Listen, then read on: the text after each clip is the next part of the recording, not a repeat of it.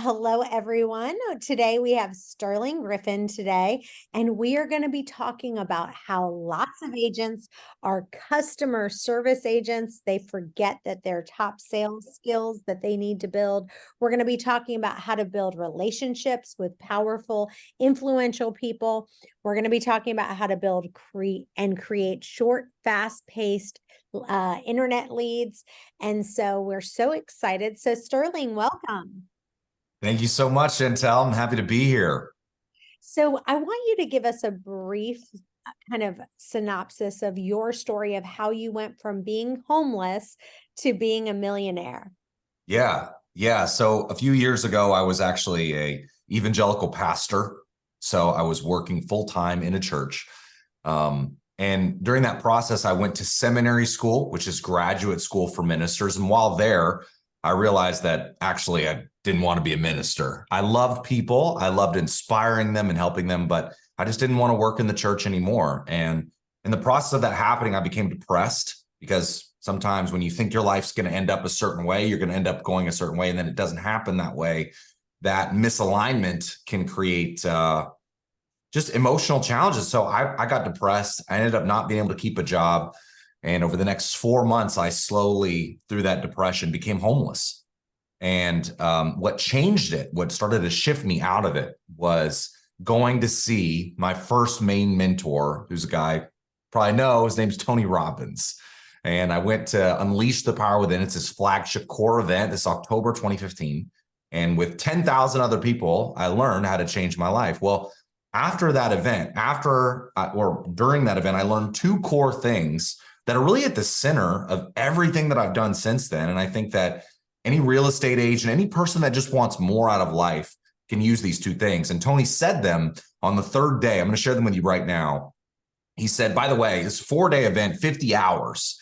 And he said, listen, if you take nothing else from this entire event, but this phrase that I'm about to share with you, and then you use it, then you'll more than get your money's worth. In fact, you'll get all the value you came here for in the years to come. So of course, I'm homeless, literally attending this event. So I'm sitting on the edge of my seat, Chantel. And I'm like, Tony, please tell me, I got to know. He says, proximity is power, and who you surround yourself with is who you become. In that moment, I started taking inventory, started looking back. Who are the people closest to me? Well, they're people that are broke. They're depressed. They have no ambition in life. No wonder I am just like them. So it became the driving obsession of my life to do two things. Number one, get around different peers, people that want more out of life, that are pushing for greater things. And then number two is to get around mentors, people who have already achieved the thing that I want. And by being around them, by being in their presence, I'll learn how they think, what they do, and therefore be able to create the same results that they have and do it in less time, probably, than even they did themselves. So with those two core pieces of philosophy, I started getting mentors, started changing who I was around. I did whatever I needed to do to make that happen. And then literally in the next 2 years with that first company, which was a fitness coaching business, which was the one thing in my life that was working, is I was in good physical shape. I loved working out. I became a millionaire.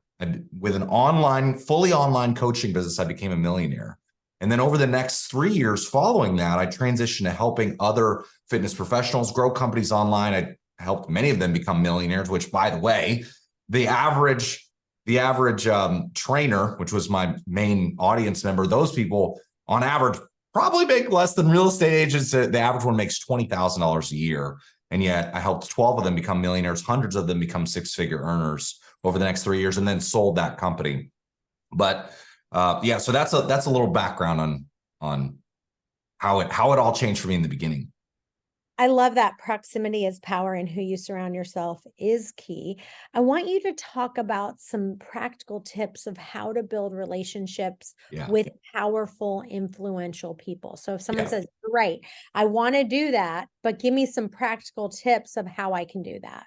Yeah. So there's two ways that you can get a mentor. Okay. The first is the obvious way, which is somebody that's already done the thing you want to do. They're offering a service, a coaching program, a seminar. You can give them money, right? And the way that I hired mentors at first is I went into debt to do that. And I'm not necessarily recommending that other people do that, but I maxed out my credit cards. I borrowed money because I had it in my mind that if I can get the skill of earning more, then that skill will pay me over a lifetime. Okay.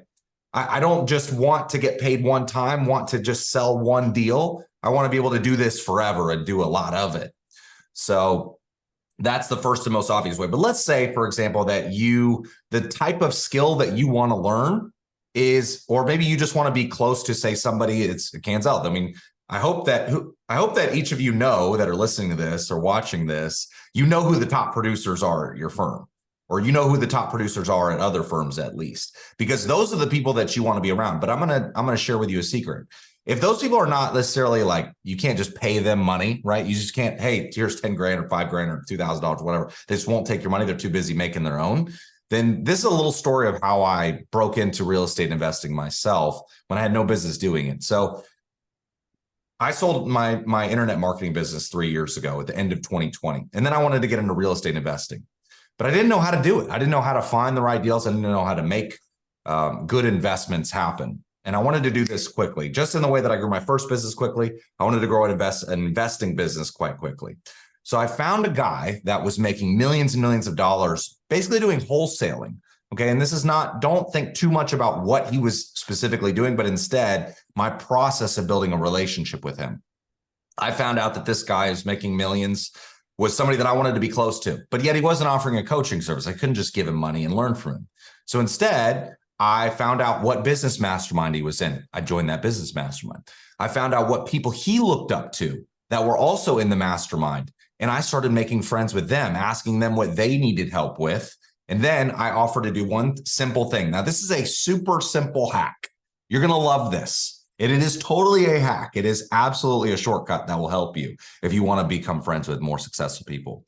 I told him, I said, look, what if I put together a mastermind, a group meeting? We'll meet every other week. We'll share our goals, what our challenges are, and then what we want help with, what we need accountability for the next 2 weeks. And you don't have to do anything. You just show up, and I'm going to put these other people in the group that you want to learn from that are also high performers. And then you can talk with them, and I'll handle the whole thing. He was like, absolutely. You want to put me around other successful people and you want to make it easy for me? No doubt. Let's do it. So that's how I became friends with somebody that way richer than me, way more successful than me. And he was happy to do it. And I didn't have to give him any money. I just asked other people that, by the way, also wanted to hang out with him, given the opportunity. They just don't want to do the work of setting it up. Nobody wants to set up meetings with other people, but they love showing up to meetings, or these are events with other people. So that's exactly what happened. I found 3 other people that he wanted to learn from. I set up a Zoom meeting once a week, and then I just handled the meeting. I set the time. I made sure we started and ended on time. And then I asked those simple questions. By the way, like, if you want to help successful people become more successful, it's really quite simple. Get them focused on what their goals are, ask them what their challenges are, and then ask them what they need help on or accountability for. And then just bring those things up at the very next meeting. Most successful people that you want to be around already know. And by the way, if you're successful, you probably know this to be true. You already know what you need to be focused on, but you just don't get asked or prompted the right questions enough times in order to focus on those things. And so you just don't do it. So if you want to be around more successful people, please just use that. Identify who the person is, and then find out who they would want. And by the way, I'm doing this in a mastermind right now because I raise capital for real estate. It's what I do. So what I did literally this last week is I've thought of who are 5 people that have already raised $100 million in equity that I want to be around, because I haven't raised nearly that much money myself. And so I just sent messages to them. I'm like, hey, would you like to be in a free mastermind with 4 other people who've raised $100 million in equity? We'll all share our goals and our challenges and whatever else. And they're like, yeah, that'd be great. I didn't even know you could do that. Well, you can. You just send messages to people and then they want to get onto a Zoom meeting. So absolutely, this is something anyone can do, and it's free. I want to tell you, one of the reasons why I joined and I just love Canzel is that I can get 100% commission, I get revenue share, and I get stock. I am making thousands of dollars every single month in revenue share in stocks. And I now don't have to work nights and weekends on real estate anymore. You know, I've actually never been to a real estate agent's retirement party, and I want to be the first one that people are coming to at a young age. And I want to share with you some of my favorite resources. So if you go to joincanzel.com/free, there's a couple that I want you to download. One is a 20 free lead generating PDF. It's going to help you generate leads for free that you can download, as well as there's one on how to double your business. I don't want you to miss it. Go download it today. joincanzel.com/free. Oh, I love that. That's so good. Now, before the call, we were talking about a company that you've invested in and how she went from having about 5,000 followers to now over $100,000 followers, 100,000 followers, and how she built and created these short, fast-paced social media ads. Talk about that for just a second. Yeah, sure. So, by the way, my first business was built entirely off of social media. And I don't know if you noticed, Chantel and audience, but social media is kind of a big deal these days. So if you want to market yourself, then I hope that you're using social media as a tool to do this. So, I built a multi-million-dollar company in just a couple of years doing this. And one of the companies that I invest in on the side now that I'm a consultant for, she had about 5,000 followers. She built that over 3-4 years. And specifically what she does is she's a dating coach for men. Okay. She's offering a service, dating coach for men. So if you're on here and you're single and you're a guy, pay attention. You should follow her content. Okay. Her content's really good. So anyway, and by the way, social media is constantly evolving. So what I share right now that's working might not work in a year or 2 or 3. So you have to pay attention to what are the strategies that are working. Now, if you're engaged in social media and specifically Instagram, which is probably, I don't know, I think it's probably the biggest social media platform that right now you can use to attract clients in something. Depends on your market, but it's pretty big. Short form videos are doing the best. Reels, okay, REELS. You can also do them on YouTube or TikTok, whatever. And there's a simple strategy that you can use if you want to get clients. Let's say that you want to get more clients from social media. First of all, I'd say use Reels, okay, use short form videos. But here's how you're going to do it. There's a 3-step formula to making a video. Please write this down if you're paying attention. If you're able to write something down, please do this. Hook, story, offer. Hook, story, offer. Okay, hook, story, offer. This, by the way, is not something I came up with. It's from Russell Brunson, okay, who's the founder of ClickFunnels. He's written so many great internet marketing books or just marketing books. You can find one of them is .com Secrets if you're looking for a great business book recommendation. Anyway, hook, story, offer. What that means is hook. Why should you pay attention to what I'm about to tell you? Here's why this matters. 2, story. Tell them either what to do or a story that illustrates what they need to do. And number 3, offer is here's what to do right now. Here's what to do right now. Could just be like this video. Could be share this video. Could be click the link in my bio. Could be send me a message. Okay. And here's a tip for you.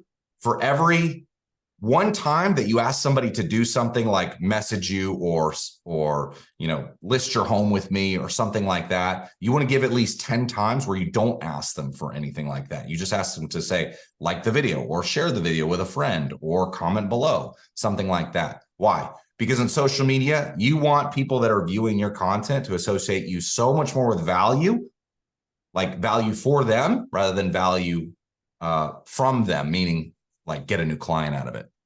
So here's a topic, by the way. Let's talk specifically about real estate agents. Let's say that you want to market your business. Well, what's the biggest issue that we're facing as an industry right now?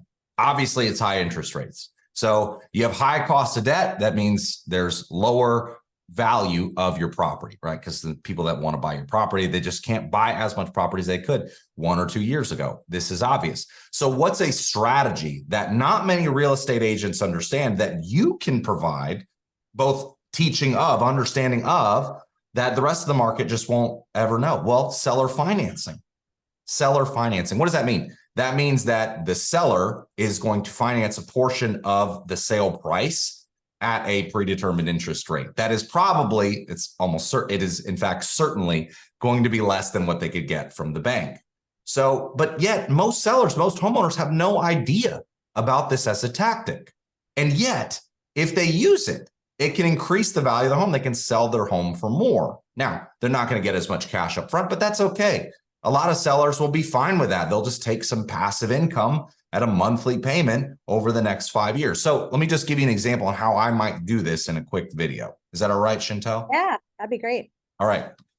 So you could start by saying, here's how to sell your home for more in less than a minute.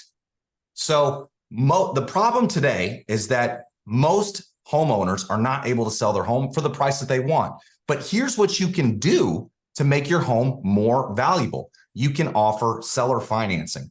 Seller financing is where you offer a portion of your sales price at a lower interest rate than the bank will offer. Why would you do this? Well, it allows you to sell your home for a higher price than someone would buy your home if they had to use entirely the bank's money for the debt. If you have questions about this, please drop them below. I'd love to help you sell your home for more money in the future. Or if not, I'd love for you to just tell your friends about it. I don't know. I'd work with the ending a little bit, but that's the big idea. It's like, here's what it is. Here's how it can help you. And then do it, use it. Yeah. One of the things I always say is people like to hear also about like nightmare things that have happened in real estate.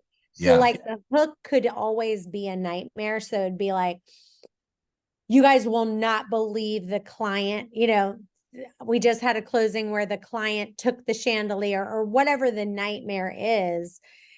And then you go to find out how or whatever it is, and then hook them that way as well. Because people like to hear about kind of nightmares that happen. Give us another example that would be like a hook, story, or offer for either a buyer or seller that something would work for you. Like if you heard that ad, you'd be like, you know what? I want to follow this person. I want to hear more about this. Well, tell me, what's the biggest challenge that sellers are facing today that caused them even to reach out to real estate agents? That'll help me. Because by the way, the way that you can, this is even better than me giving a specific example, would be anytime you talk with the landlord, you talk with a homeowner, and they express something they're frustrated about or something that they want, please, in your mind, write it down. The gold for your marketing exists out of your customer's mouth. And most people have no idea. They think, oh, I'm just going to look at what other people are posting about and I'm going to post that. Okay. Or they just think, let me just come up with something that I think. Well, for me, I never work that way. I never think to myself, oh, what do I think they want to hear? I just ask them questions. And if you don't have a lot of experience talking to homeowners, then just start calling them. Hey, if you were going to sell your home, why would you sell your home? Or what's challenging about selling your home right now? Or what do you really want? Or how would you want it to go if you do sell your home? How would you want the process to be? And just start listening to what they say and then make your content around that. Yeah. So I would say one thing that might be a hook would be like, we just had a friend of mine that she listed her home and she ended up spending all this money on kind of painting the whole house white when it already was like neutral colors. So she didn't need to do that. And she spent all this money updating the home. And then she happened to go look at the house and the girl painted like bright purples and bright other colors. And so I think sometimes people spend too much money on the wrong things. So that might be a hook that someone could use as far as like, contact me to find out the things that actually will be a return before you list your home. So like, there's certain things that people think, oh, I'm going to spend all this money on and I'm going to get all this money back. Well, the truth is that's not true. So contact me so I can tell you where you could spend your money, where it actually will give you a return. And you might not have to do anything at all to be able to sell your house at this time. Do you think that would work or not? Well, I would say, yeah, I think this is great because what you're doing is your biggest mistake that landlords make, biggest mistake that sellers make, right? That's where I would go is I would say, here's the number one mistake that sellers waste money on when listing their home. And it would be, maybe it's like staging the home, or it's repainting the home, or it's, I don't know, replacing the furniture or something, when maybe that doesn't move the needle. I mean, most homes that you sell have no furniture in it, so you can discard that. But you might say something like that. Here's the number one mistake that people waste money on that you don't have to, right? Love that. So, and then you go into the story. I was talking to this woman. She spent $5,000 repainting her home to bright colors, purples and lavenders and whatever else. And week after week, people came, they walked away, no offer. Why? Well, after interviewing somebody 2 months into this process happening, she found out that the purple was just too aggressive. People didn't want the purple. They wanted something more neutral. So how do you solve this? Well, instead of just guessing what your buyers want, ask a real estate agent who knows what the buyers are looking for, and let that inform how you paint your home. Follow me for more tips like this. Something like that. Yeah. And I also think, like, if you came on and you were like, don't do these 10 things if you want to sell your house, and you could be like, number one, don't spend big money on improvements, contact me first, or, don't ask more. I wouldn't say contact me first, something like that, because again, that feels overly salesy, but just don't spend big money on things that don't matter. Like, don't ask for more than your home is worth. Don't leave clutter in your closet or whatever. Don't forget, don't go overboard with personal details, and like pictures around the house, but then you only give them a certain amount. And then you can say, follow me for more tips or something like that. Yeah. And I wouldn't say do 10, because that'll completely overload people's brains, and it's just going to take too long. It's going to be hard for your video to get shared. But 1, 2, or 3 is the sweet spot. And don't provide a lot of context. Don't provide a lot of explanation. Doesn't need it. Just the big high level ideas. You can, honestly, your videos could be 15 seconds. Like, that's what a lot of the most viral videos are. They're like 12, 15 seconds, or maybe even less. I think a minute, like 1 minute or less, is kind of like YouTube Shorts is crushing it right now for people who want to do, like you said, Facebook Reels, Instagram Reels, and YouTube Shorts is where you need to be. But what about if you said, don't fix these 3 things when selling your house? And then you would pick the 3 things that don't fix your roof. Don't fix your water filter. I don't know. Don't fix these 3 things, because you're going to spend more and they're not going to increase your value. Yeah, exactly. I like that. What else would be a good video if someone was trying to get buyers right now? If they were trying to get buyers? Well, what's the biggest challenge that buyers face? I would say probably right now is they're kind of thinking that they're going to get more for their house. I mean, like they were right now, maybe they were qualified for a $400,000 house, but now because of interest rates, they can only buy a $325,000 house or $350,000 house. And now they're like, I don't want this house. This house is shabby. I need a $400,000 house. And now nothing looks good to them. Yeah. Well, I think that seller financing is another thing that even you could talk to buyers about the same thing. It's like, here's how you can buy a more expensive house with less money in less than a minute. Said use seller financing. Ask your buyer's agent about seller financing. Why would you do this? Well, the biggest reason why you're not able to get that $400,000 house anymore is because you got to use an 8% interest rate or a 9% interest rate. But what if you could buy a home with a 6% interest rate? Would that change how much home you could buy? Of course it could. So when you go out to look for homes, ask the sellers, are they open to a little bit higher price, but receiving a little bit of their profits from the sale over time with seller financing? Follow me for more tips like this. Oh, wow. That's so good. And I want to tell you, if you are on this call right now, we are going to do a free reel. Our video team, we've got the most incredible video team that will do free reels for you. You have to do this today, though. You have to email admin@Canzel. If you're listening right now, all you have to do is record it on Zoom. Like, this is the thing. It's so easy. We are making it so easy for you. You record it on Zoom. We will do everything. We'll add the words. We'll add the fluff. We'll take it out. You create it, but it's got to be done today. And we will make that happen for you. So we're going to make it super easy. Super cool.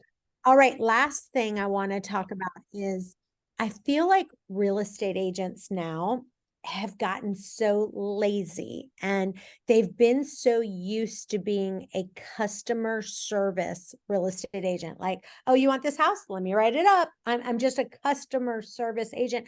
And they've forgotten all their sales skills. Like they're not, they've just kind of thrown it out the water. So I want you to talk about some of the sales skills that you've developed and some tips for agents to kind of remind them that, hey, guess what, agents, you are in sales. Yeah. Yeah. Well, that is the job of a real estate agent. You are a salesperson. So start identifying as that, first of all, is not a customer service person, not even just an agent. No, you're a salesperson, and have an empowering view over sales, because sales is how people change their life. I'll just say that right now. Like, if you have changed your life, I bet it's because somebody sold you something. They sold you an idea.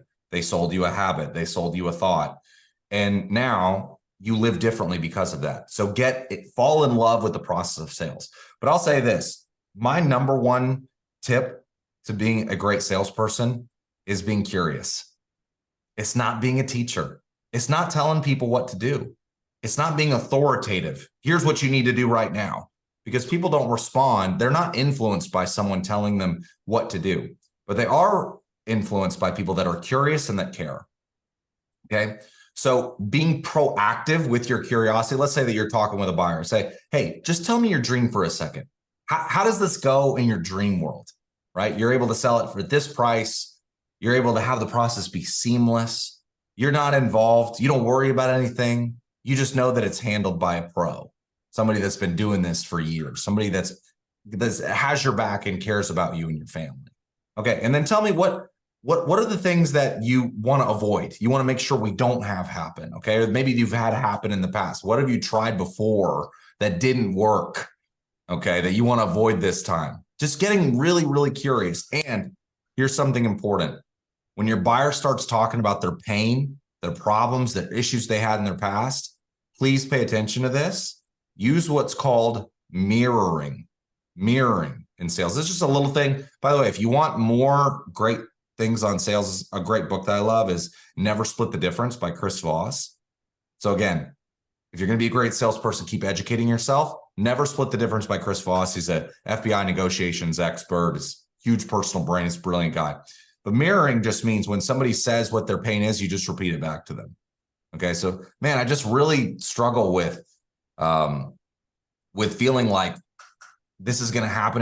It's always been so hard before. Let's just say that. Let's just say they say one sentence. It's always been so hard before when I tried this. You just say, it's always been so hard before. And you don't say anything else. Like, what's so interesting about sales is that most people will magnify their own pain. They will give themselves more motivation to buy. And you don't have to tell them that their pain is bad. You don't have to tell them tell them why it's hard. They'll tell you. You just repeat back to them what they said. That's the most interesting thing. So most people think when they're in sales, they got to talk a lot to convince somebody. You don't. You got to listen a lot. You got to repeat back what they say a lot. And you got to ask a lot of questions. If you make that little subtle shift, you'll find more people trust you and want to buy from you. Yeah. And I will say for me, I feel like in sales, the fortune is in the follow-up. And they say that, there's all these studies that say like 40% of salespeople give up after one follow-up, like they follow up once. And they say that 80% of the sales are made after people follow up between 5 and 7 times. And so people think, oh, I'm going to be coming off as scammy or pushy or annoying if I follow up. I will tell you this. I am the queen of like, I do not care for 1 second if you think I'm pushy or I'm annoying, because you can do it without having commission breath, and you can do it without being annoying. So I will do it with you, and let's pretend like I've called you like 4 times and I did it like this. And then I want you to show me, I want you to do it back to me how you would do it. Okay. Okay. So I would say something like, Sterling, oh my God, like let's say I just connected. I've already called you 5 times. Like, oh my gosh, I'm so glad I caught you. And I just want you to know, like, I am so hungry for your business, and follow up is so important to me. Like, I love when people follow up with me. So I just found this house for you that you told me that you were interested in. I cannot wait to talk to you about it. Mm. So like, when I talked to you that way, did you feel like I cared about you, or did you feel like I was being pushy? I feel like you cared. I will say this, when you're following up as best as you can, if you have had the blessing of them telling you what they want, repeat to them at the beginning of that message, you mentioned to me you wanted this. And I am so excited because I found just the thing. So let's say they say, I want a 3-bedroom, 2-bath house, 2,500 square feet in this neighborhood, right? I would literally just say that again. I would say, hey, Chantel, when we last talked, I know that you were really focused on getting a 3-bedroom, 2-bath, 2,500 square foot Victorian style house in Travis Heights neighborhood. I'm so excited to tell you I have exactly that. So if you would let me show it to you, just send me a text back. Let me know the best time to reach you, and let's set it up. And by the way, yeah, someone's mentioning tonality in the chat. Tonality is really important. Remember, this is the way I think about it. Every conversation is an opportunity to entertain. Okay. By the way, as a salesperson, you are an entertainer. Okay. If you're in business and your job is to influence people, you are an entertainer. Again, identify as that. And one simple way that you can create entertainment for somebody is just change tonality. A lot of salespeople that are new, they'll speak in one tone. But the thing is, people fall asleep, or they just not literally asleep, but they'll start thinking about other things. But if your tonality changes and you go high to low in the course of seconds at a time, then people have trouble like changing their thought. They can't think about something else. They have to pay attention to you. The person that wins in business is the person who just is able to capture and keep more attention than anybody else. Capture and keep. So in the example that I just gave, I started high, and then as soon as I said exactly what I know they said they wanted, I said, and I have just that for you. Because I want them to keep paying attention after they hear the thing that they know they want. So. Yeah. And I think it's also a mindset thing, because people in their mind, they think, oh, follow up is pushy. But in my mind, I go, follow up doesn't make a salesperson come off as pushy. I think in my mind, in general, people are busy. They don't stay on top of things. Exactly. They're busy to respond. So I never think, oh, they don't want to talk to me, because that's what happens. People think, I'm not going to call them again because I don't want to seem pushy. No, you have to think to yourself, no, it's not they don't want to talk to me. They just are busy with everyday responsibilities, with work, family, hobbies, homes, possessions to take care of. So that's why they haven't called me back. If you go into it with that mindset, you're going to have a better time. Well, we are out of time. I've just enjoyed talking with you so much that we've actually. Let me just say, I got to say one more thing on this, because it is important. I think it'll be useful on the topic of follow-up. Follow-up that's pushy is, here's what I want from you. Okay. That's follow-up that's pushy. Follow-up that is caring, that's useful, that is positive and powerful, is here's what you want. So here's what you want. Here's what you said you wanted. So it's reminding them of that. So when you follow up and you want to be considered as like someone useful, that's helpful, that gets a response, keep following up with, here's what you said you want. I have it for you. Okay, so that's the difference. Not here's what I want from you, but here's what you want that I have. Yes. Well, we are out of time. Tell listeners where they can find you and where they can follow you. Yeah, the best place would be LinkedIn. So just Sterling Griffin. Just that's my name. Or on Twitter is Sterling Griffin. Love it. Well, you guys stay tuned. We've got another episode coming up in just a few. Bye-bye for now. Thank you for listening. If you enjoyed this episode, please subscribe, leave a rating and a review so we can get this out to more agents. And tune in next week for another power-packed episode. This is the Millionaire Real Estate Podcast.